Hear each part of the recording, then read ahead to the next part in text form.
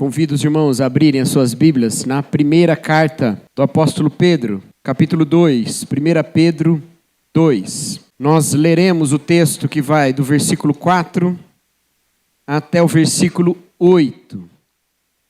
E sim, nós estamos deixando talvez os dois versículos mais famosos desse trecho, que é o 9 e 10, para falarmos exclusivamente sobre ele outro dia.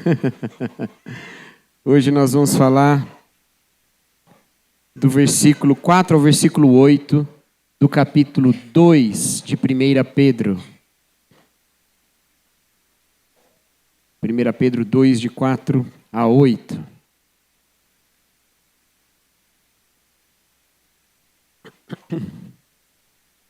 Diz assim a palavra de Deus, 1 Pedro 2, de 4 a 8, diz assim: à medida que se aproximam dele, a pedra viva, rejeitada pelos homens, mas escolhida por Deus e preciosa para ele, vocês também estão sendo utilizados como pedras vivas na edificação de uma casa espiritual, para serem sacerdócio santo, oferecendo sacrifícios espirituais aceitáveis a Deus por meio de Jesus Cristo.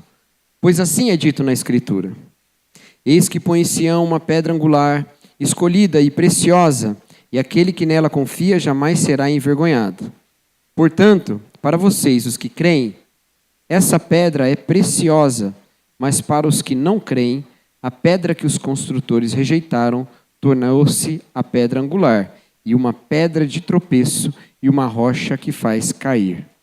Os que não creem tropeçam, porque rejeitam a mensagem, algo para o qual estavam destinados.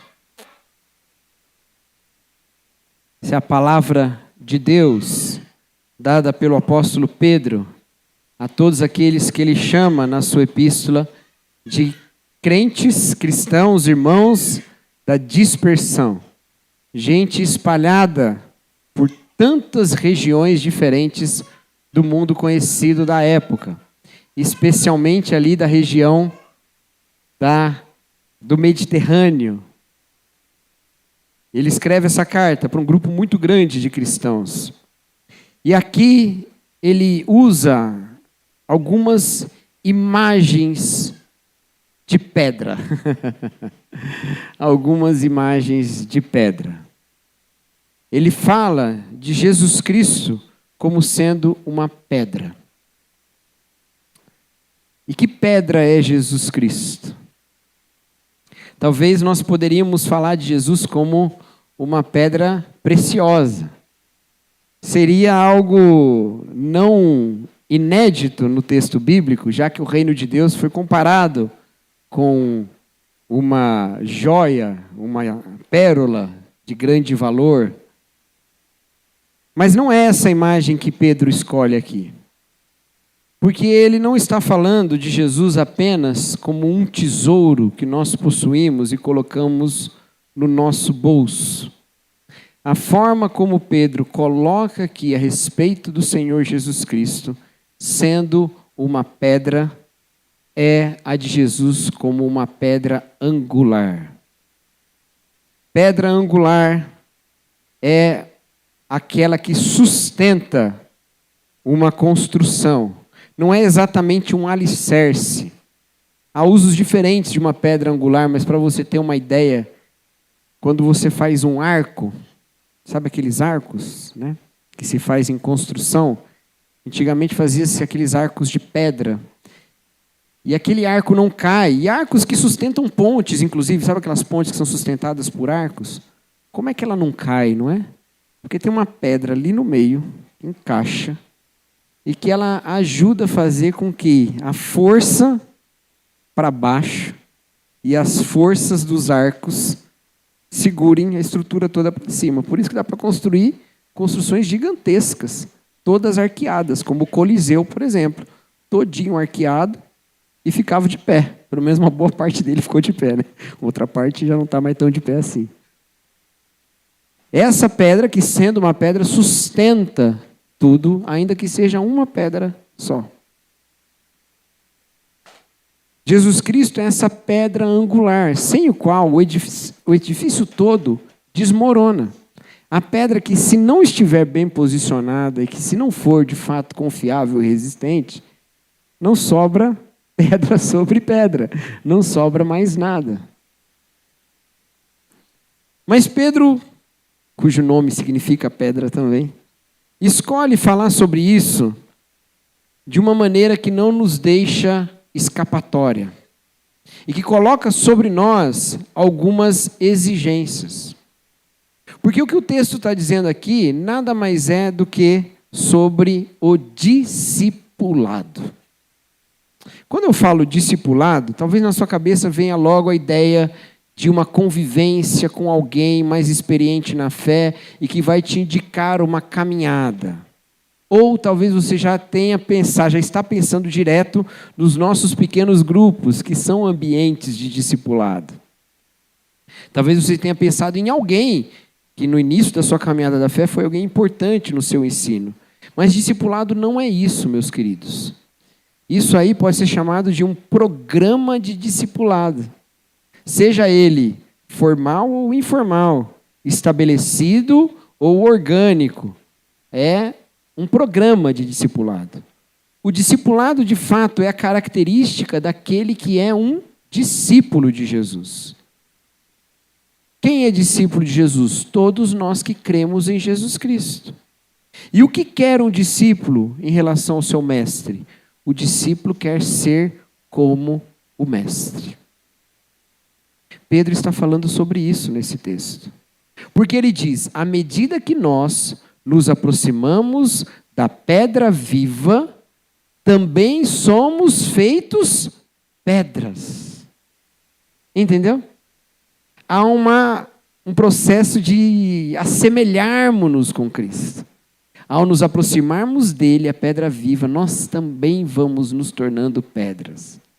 Não é a ideia de petrificação, de imobilidade, não é essa a ideia que ele está trazendo aqui.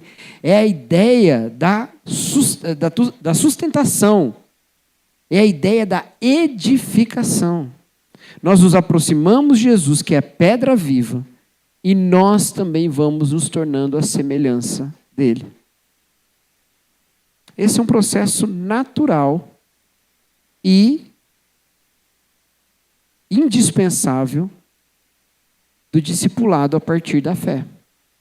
Todos nós devemos querer não apenas ir para o céu e que nada mude, mas queremos ser feitos mais e mais à semelhança de Jesus. Por isso, a ideia de uma pedra angular é tão poderosa aqui, porque ela coloca sobre nós a exigência de uma edificação. A exigência de uma edificação. Pedra angular só é angular porque tem edifício, porque tem edificação. Senão era só uma pedra qualquer. Há uma necessidade de nós encararmos a fé como o início de um processo de nos assemelharmos com Jesus. E a gente não pode parar nesse caminho. E às vezes a gente para. Às vezes a gente para. Mas a gente não pode parar. E talvez você reconheça que você está parado agora. E talvez você reconheça, e a palavra da ceia não foi à toa que tinha a ver com isso que nós falamos agora, talvez você tenha reconhecido isso agora. De fato, eu estou num processo de imitação de Jesus e eu parei de imitar a Jesus. Talvez a fé cristã para você virou uma coisa simplesmente rotineira. Uma prática que envolve outras práticas que se sucedem num tempo determinado, que você pode chamar de semana. A minha semana é marcada de alguma maneira pelas atividades que eu faço dentro do que é fé. Isso pouco tem a ver com emoção, tá, queridos? Ainda que possa ter a ver com emoção. Um sinal que você pode ter é, já não me comove tanto as canções, não precisa comover, não é tão importante assim. Mas talvez no passado a sua comoção tinha a ver com a autenticidade da sua experiência e não um mero emocionalismo. Mas não é essa a questão é andarmos mais como Jesus. E onde no texto fala que esse processo é importante? Onde no texto fala que não tem como escolher ser de outra maneira? É porque ele diz que nós vamos nos tornando pedras vivas à medida que nos aproximamos dele, para sermos utilizados na edificação. Para sermos utilizados na edificação. Significa que em Jesus nós temos um propósito. Em Jesus nós temos um propósito. E veja, eu não estou dizendo que em Jesus nós temos propósitos. Até podemos ter.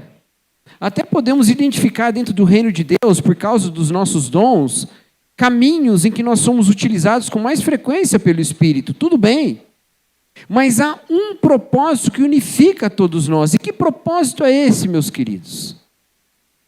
E o que me faz, às vezes, ter um pouco de medo dos caminhos dos cristãos é o quanto essa pergunta, que é óbvia, pode não ter uma resposta óbvia.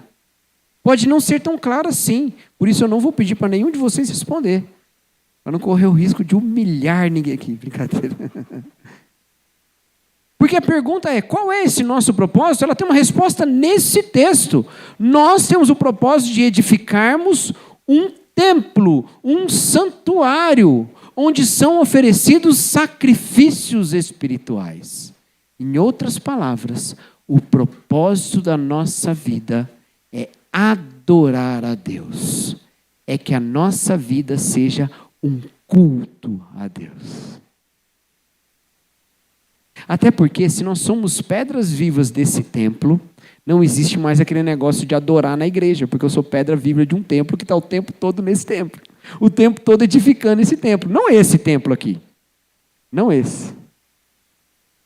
Mas a morada espiritual. Já que a palavra de Deus nos fala, o apóstolo Paulo escrevendo aos Coríntios, que nós somos o templo do Espírito. Nós somos o templo do Espírito. Entendemos, queridos? Então, se esse é o propósito de todos que se aproximam de Jesus, não tem outra maneira de ser. Não tem outra coisa que eu queira para a minha vida, senão ser uma pedra cada vez mais adequada à adoração a Deus. E é claro que o apóstolo Pedro está trazendo aqui uma série de imagens sobre o templo, porque grande parte dos seus leitores são judeus distantes do templo. São judeus da dispersão, eles estão longe do templo. E eles podem estar se perguntando, o que eu faço? Continuo indo ao templo todos os anos? E Pedro está falando, não, vocês são as pedras do templo. Não é se aproximando de Jerusalém, mas é se aproximando de Jesus. Aproximando-se de Jesus, nos tornamos pedras vivas que estabelecem um santuário em que Deus é adorado com sacrifícios espirituais. Meus irmãos, se o cristão não vai à montanha do templo, a montanha vem ao cristão. Nós somos feitos pedras vivas por nos aproximarmos de Jesus. Se não estava muito claro para você que o propósito da sua vida é esse, que Deus seja glorificado em você, entenda isso agora. Esse é o propósito da sua vida, que Deus seja glorificado. Glorificado no nosso viver. Escrevendo aos Filipenses, o apóstolo Paulo fala isso, que o Senhor seja glorificado no meu corpo, quer com a minha vida, quer com a minha morte. Que Ele seja glorificado. Escrevendo aos Coríntios, ele fala, quer comamos, quer bebamos, quer façamos qualquer outra coisa, façamos tudo para a glória de Deus. Tudo para a glória de Deus. Então, se a gente botou o pé nessa caminhada chamada fé, nós estamos cada vez mais próximos de Jesus e cada vez mais formados segundo a adequação da adoração a Ele. Discipulado.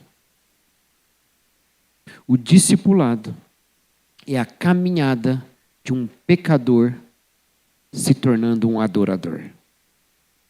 É um pecador se tornando um adorador. É uma pedra largada, se tornando pedra na edificação de um templo espiritual. Qual é a alternativa a isso, meus queridos? Então depois, o apóstolo Pedro muda a imagem da pedra. E ele usa textos do Antigo Testamento de uma maneira muito engenhosa, bonita, poética e sábia, para falar sobre Jesus como a pedra no qual nós colocamos a nossa confiança. Sim, Jesus como a pedra angular. E ele diz, essa é a pedra angular. Eis que põe em Sião uma pedra angular, escolhida e preciosa, e aquele que nela confia jamais será envergonhado. Nós não seremos envergonhados por confiarmos em Jesus.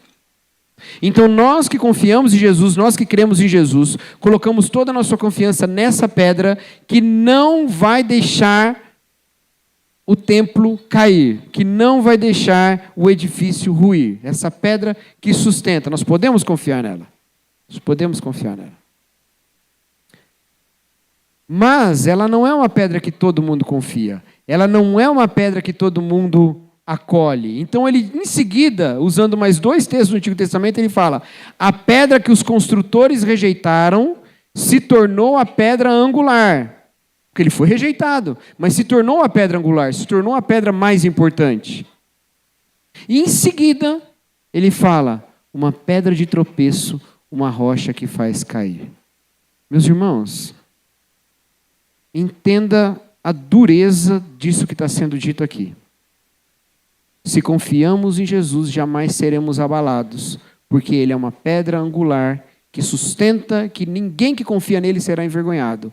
Mas se rejeitamos a Jesus, Ele mesmo, o próprio Senhor Jesus Cristo, é a pedra de tropeço que nos faz cair. Você sabe o que isso significa? Que a mensagem do Evangelho, que traz a nós um fundamento para confiarmos toda a nossa vida, é também aquela que, quando nos alcança, gera a oportunidade de rejeição. Paulo também usa imagens assim. Ele fala, para vocês, esse evangelho é um cheiro delicioso, um incenso. Mas para aqueles que estão morrendo, é um cheiro de morte. O mesmo aroma. O mesmo evangelho. Para aquele que confia é a salvação. Para aquele que rejeita é a perdição. Estão entendendo isso, meus queridos? Jesus Cristo é a salvação daquele que nele crê.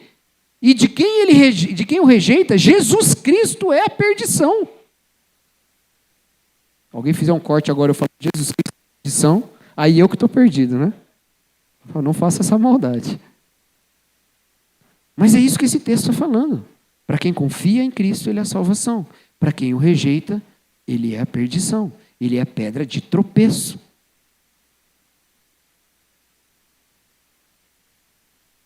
Então não tem como, meus queridos, nós temos um tipo de escolha por Jesus, que é uma escolha moderada por Jesus. Não tem como. Não tem como nós termos um tipo de convivência da fé, um tipo de adoção meramente intelectual da fé. Não tem como nós entendermos verdades bíblicas e até afirmarmos a sua veracidade se ela não nos forma a imagem da pedra viva que é Jesus Cristo. É um compromisso para além de simplesmente professar no que cremos. Não tem como. Então o desafio para a nossa vida é que nós, de novo, coloquemos no centro do nosso viver a glória que é devida a Deus através de Jesus Cristo. É entendermos esse grande propósito da nossa vida de que Deus seja glorificado em nós. Porque é isso que ilumina cada aspecto do nosso viver. Lembra o que eu falei na semana passada? Muitas dessas pessoas estavam sofrendo tribulação. Pedro mesmo fala para eles, olha, veja bem, nós temos uma esperança que não desaparece, uma alegria que nos aguarda. Ainda que seja necessário por um breve tempo, sofremos. Eles estavam sofrendo. E alguém poderia dizer, o propósito da minha vida é ser feliz, portanto, o cristianismo não me ajuda nada nesse propósito. Tudo bem, se é isso que você entende, toma teu rumo, segue seus caminhos. Mas não é isso que a Bíblia promete. O que a Bíblia promete é que o propósito da vida é que Deus seja glorificado em nós. E sendo glorificado em nós, nós estaremos cumprindo, quer na alegria, quer na tristeza, a vocação da humanidade. Ser parte da criação que adora ao Senhor. O trecho que nós lemos hoje não tem ainda o aspecto que tinha já no texto da semana passada, dessa grande esperança, dessa grande herança que nos aguarda, no qual nós confiamos e nos alegramos. Mas você sabe que tem essa esperança. Então, enquanto estamos nesse mundo, tendo alegrias e tristezas, dores e celebrações, nós submetemos cada um desses episódios ao crivo da glória de Deus. Como glorifico a Deus quando sofro injustiça? Como glorifico a Deus quando tenho uma perda?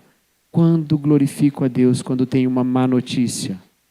Como glorifico a Deus quando tenho uma boa notícia? Quando me alegro com algo? Quando recebo algo que esperava há muito tempo? Como glorifico a Deus quando me falta? E como glorifico quando me sobra? Essa é uma boa pergunta. Como glorifico a Deus agora?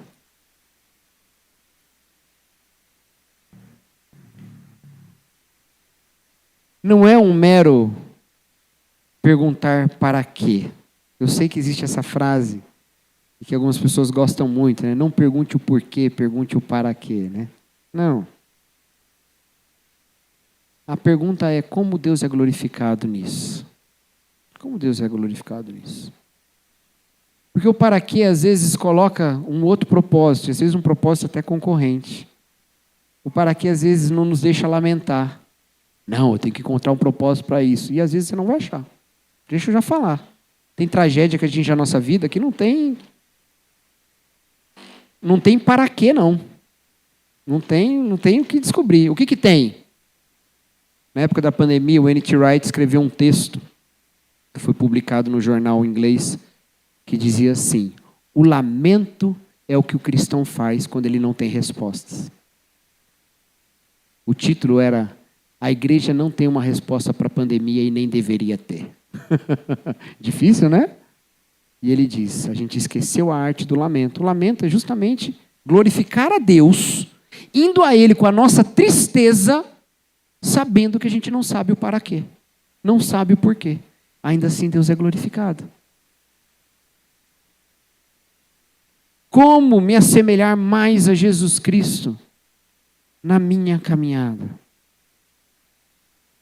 E eu acho que a resposta, ela só pode ser encontrada considerando que Pedro não nos comparou com um instrumento de uma orquestra. Ele poderia nos comparar com um instrumento de uma orquestra, não falaria também? Não funcionaria?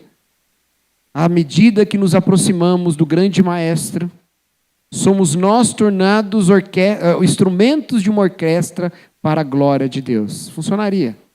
Só tem um problema: se você tirar a orquestra toda e deixar só o violoncelo toca. Agora, se tirar a construção toda e deixar só uma pedra, não tem construção. No máximo tem ruína. Tem uns sítios arqueológicos que você visita assim e fala: aqui era o templo. Você olha e fala: aqui aonde? O cara fala: não, aqui, ó, nessa pedra. Só sobrou uma pedra. Ruína tem. Não tem construção. Eu não vou encontrar esse propósito de adoração, quer dizer, o propósito já encontrei, mas eu não vou efetuar esse propósito de adoração se eu não considerar que ele só faz sentido na soma das outras pedras que constituem esse santuário a Deus. E aí a gente vai sendo lapidado para encaixar certinho do jeito que Deus quer, na interação e na sustentação da pedra angular para esse grande edifício.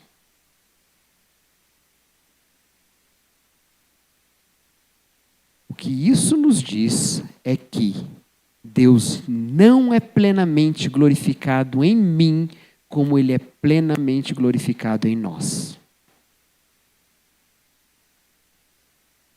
Então não adianta eu olhar para o propósito e falar: o propósito da minha vida é adorar a Deus. O propósito da minha vida é ser uma pedrinha num grande santuário que adora a Deus, com outras pedras vivas que se aproximam de Jesus.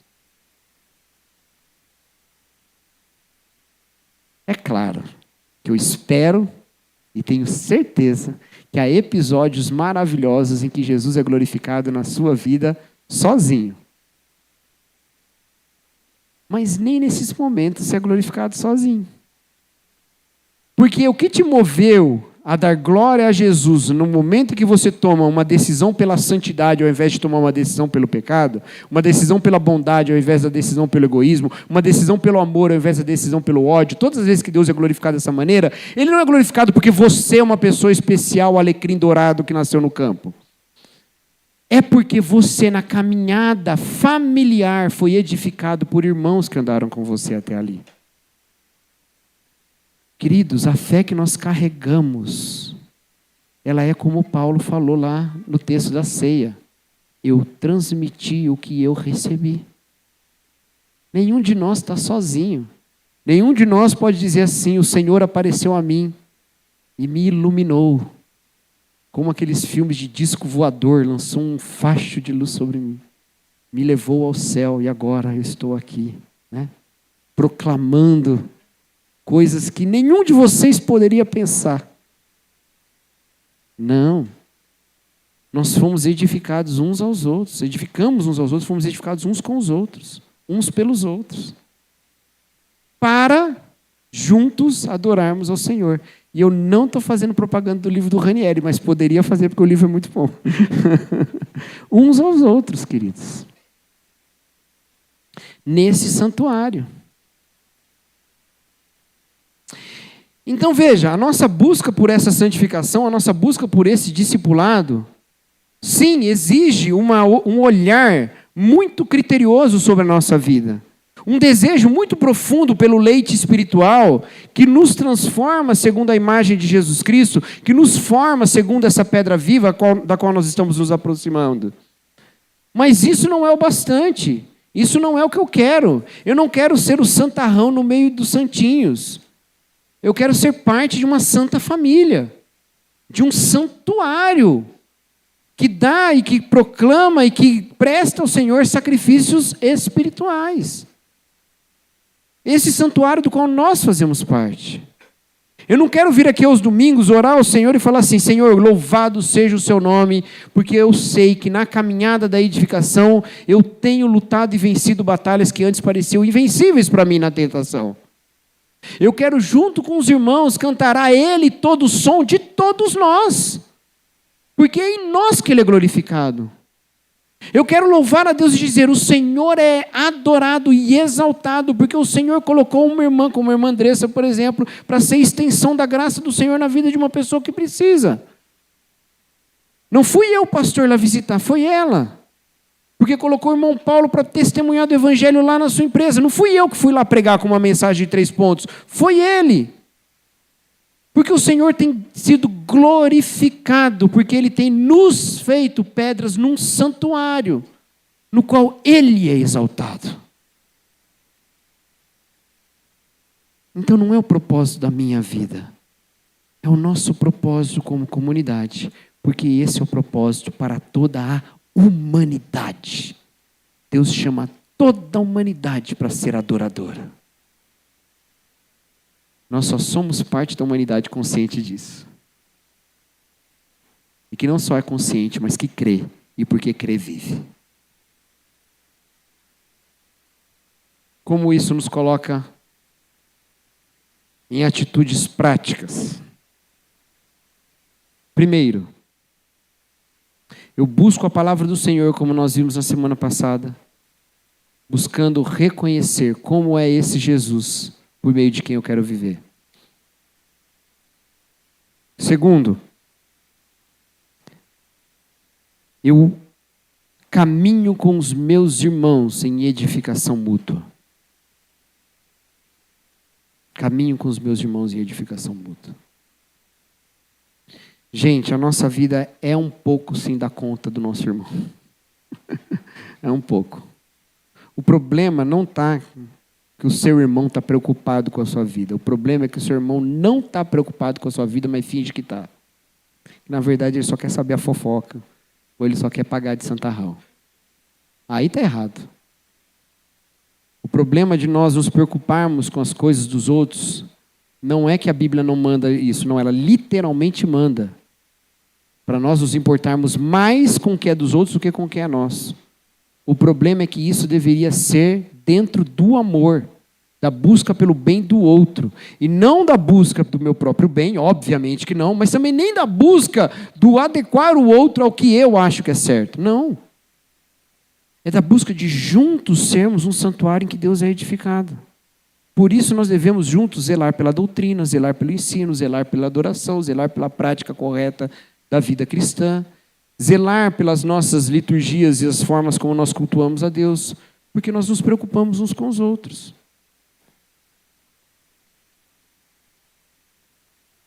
A sua vida é da minha conta, a minha vida é da sua conta.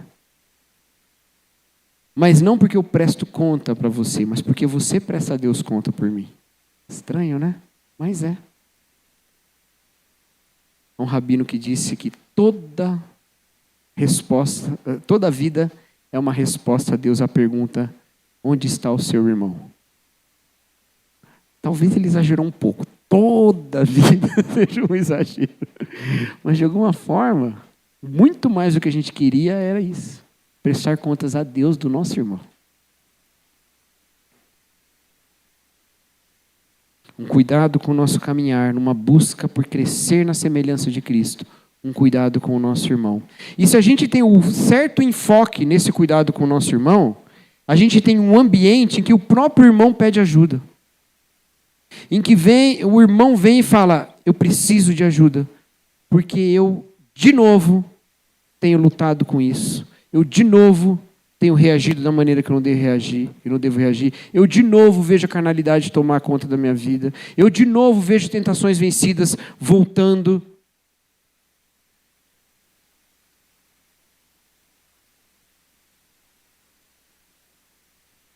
Nós precisamos cuidar da nossa caminhada, olhando para Cristo, nos assemelhando dele. Precisamos cuidar dos nossos irmãos, oferecendo ajuda na edificação em Cristo. E precisamos adorar.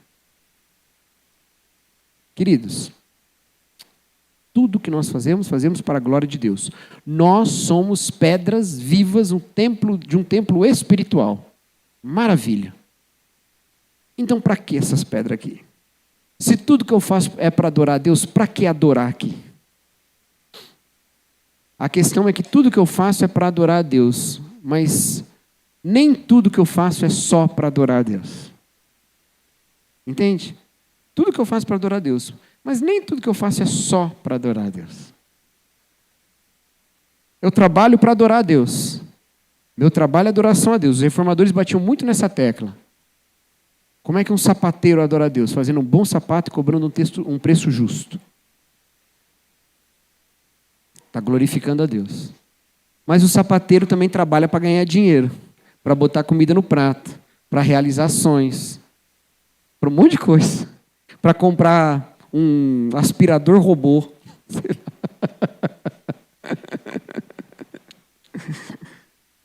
Sei lá, né? Trabalha também para tudo isso. Trabalha para não ficar parado com a cabeça cheia de coisa. Trabalha porque gosta. Mas adorar a Deus na reunião com os irmãos, num culto que só existe para adorar a Deus, é o que a gente faz só para adorar a Deus.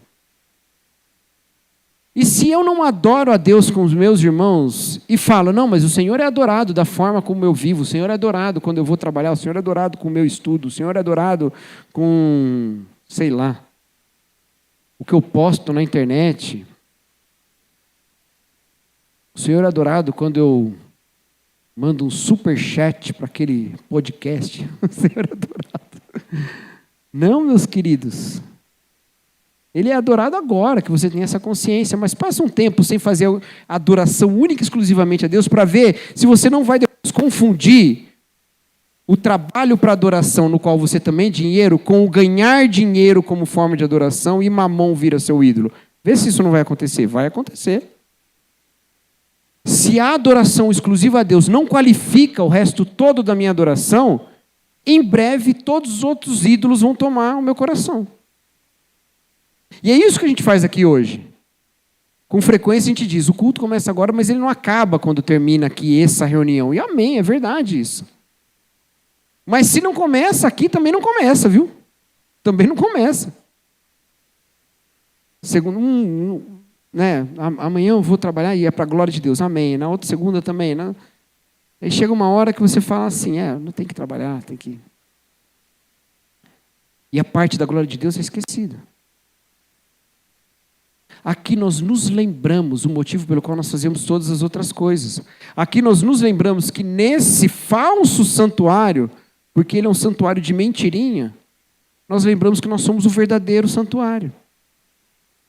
O Ed Renekiewicz disse isso uma vez e ele tem toda a razão. O domingo é o dia que eu me lembro que todos os dias são do Senhor. A igreja é o lugar que eu me lembro que o Senhor é o dono de todas as coisas. O templo, né? O templo é o lugar em que eu me lembro que Deus está em todos os lugares. O pastor é aquele que me lembra que todos nós somos sacerdotes. Entendeu?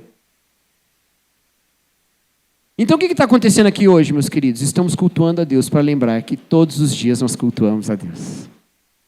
Mas para de se lembrar isso, você vai esquecer do resto. Tenta só cultuar a Deus no resto, você vai parar de cultuar. Aqui a gente lembra o propósito, que é que Deus seja glorificado na nossa vida. Em cada momento, em cada passo, em cada atitude. Amém, meus irmãos? Então vamos orar pedindo que o Senhor nos lapide para sermos pedras que glorificam a Ele, queridos. Vamos orar? Fale com Deus. Coloque diante dEle esse seu desejo. Identifique se você está estagnado nessa caminhada de se assemelhar com Jesus. E peça que o Espírito Santo te mova nessa direção. Queridos, deixa eu atrapalhar a sua oração um pouquinho, mas você já começou a orar, continua. Mas deixa eu dizer uma coisa. Às vezes a gente precisa tomar decisões objetivas, tá? Você pode ter sido muito impactado, assim, não, realmente é verdade isso, né? Muito convencido, né? Impactado talvez seja forte, mas convencido, né? Realmente, isso aí é verdade. Mas se você não tomar uma decisão objetiva no seu estilo de vida, acrescentar no seu estilo de vida edificação, seja aqui pelos meios que a igreja oferece, como grupos, estudos bíblicos, o que for, ou seja por outros meios, se você não acrescentar uma mudança no seu estilo de vida, a sua decisão tomada hoje, ela vai durar pouco tempo. Talvez ela dure mais, você pode ser uma pessoa muito mais dedicada do que eu, mas eu me conheço. Eu me conheço. Se você não tomar uma decisão, e se você for como eu e como 95% das pessoas, dificilmente vai ter uma mudança nessa sua caminhada de parecer com Jesus. Tome decisões objetivas de ser transformado à semelhança de Jesus pelo poder dele. Amém? Vamos orar, vamos falar com o Senhor. Digno dessa canção, só tu és Senhor. Digno do meu louvor, só tu és Senhor. Digno da minha vida, tu és Senhor. Ó, eu sou teu.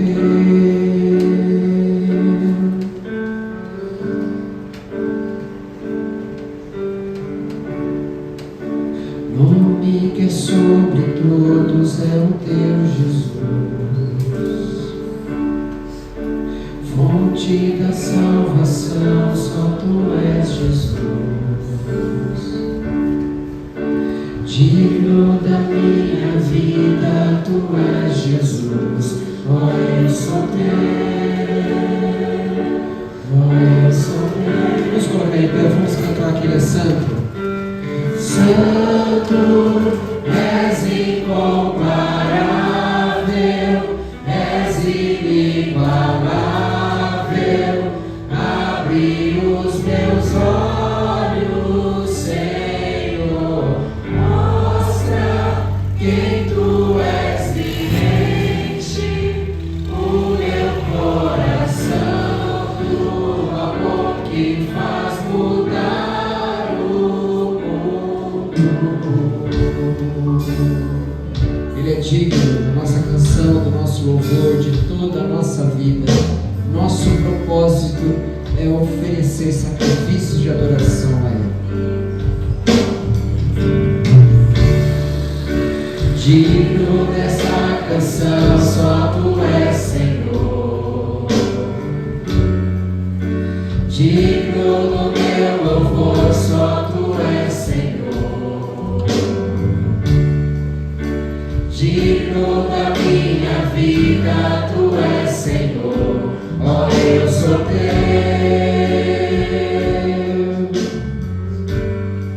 Nome sobre todo o nome.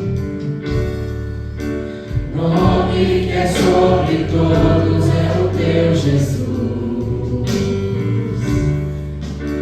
Fonte da salvação, só tu és, Jesus. Digno da minha vida, tu és, Jesus. Ó, eu sou teu. Ó, eu sou teu. Louva a santidade de Deus. Santo, és incomparável, és inigualável.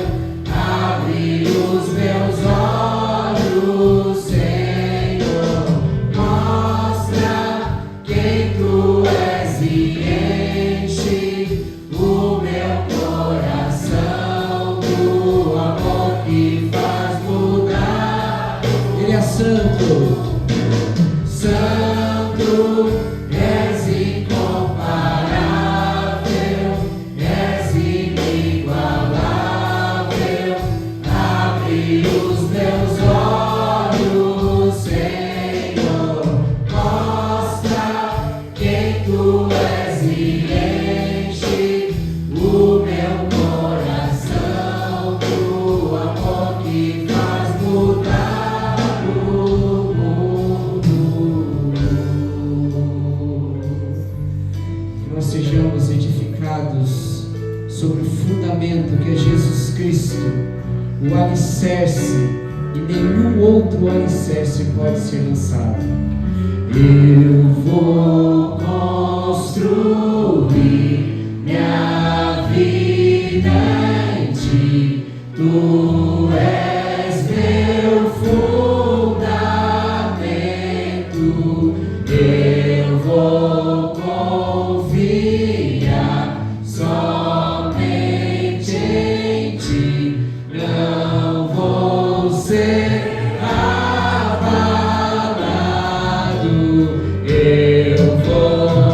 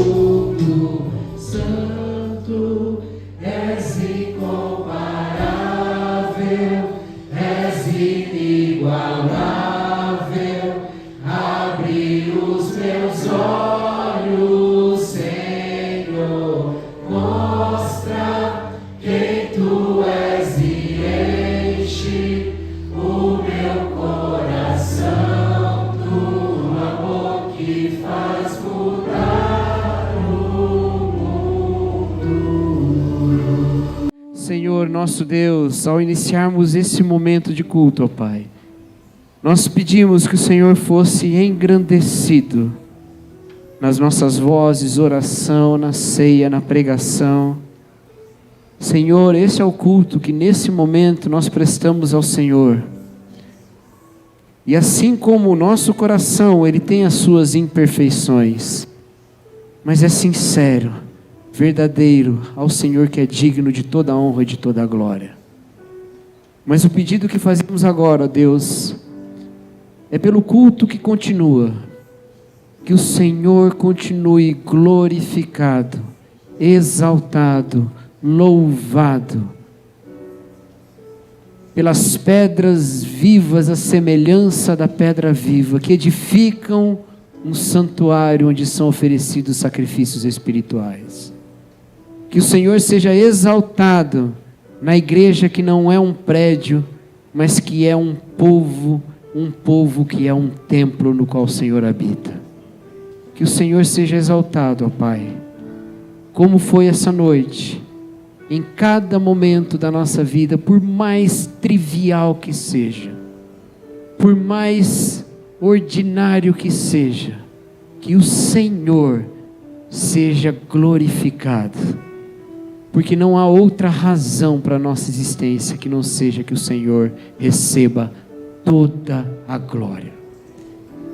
E que a graça do nosso Senhor Jesus Cristo, a pedra que os construtores rejeitaram, que se tornou a pedra angular, o amor de Deus o Pai, que faz mudar o mundo, a comunhão, a consolação, a edificação do Espírito, estejam com todos aqui, e com todos aqueles que fazem parte do corpo de Cristo, espalhados que sejam pela face da terra, hoje e para todos sempre.